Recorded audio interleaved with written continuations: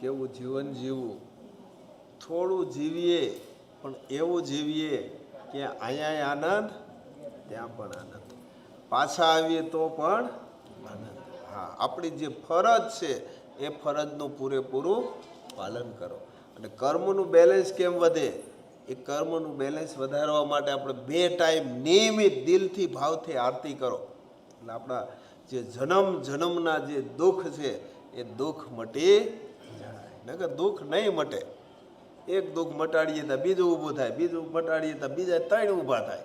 હે, જો જન્મના દુઃખ મિટાડવા હોય તો 2 ટાઈમ આરતી કરો, દિલથી ભાવથી આરતી કરો. અને જીવનની અંદર આપણી જે ભૂલ છે એ ભૂલનો સ્વીકાર કરો. હા, જો ભૂલનો જો સ્વીકાર થશે તો ઘણા એવા પ્રશ્નો છે એમનેમ સોલ્વ થઈ જાય. હા, સંસારમાં સમજણપૂર્વક જીવન જીવો, કોઈ દુઃખ જ નહીં આવે.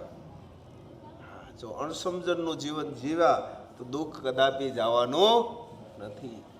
સમજી વિચારી અને એક એક ડગ આગળ ભરતા જાઓ. જે 17 ગુણ જે પગથિયે લખ્યા છે એ ગુણ જીવનમાં ઉતારો. બસ 17 જ ગુણ. અને 9 મણકાની જે માળા છે એ આપણે જીવનની અંદર રોજ તપાસ કરો ને આ ગુણ મારા જીવનમાં આવ્યો.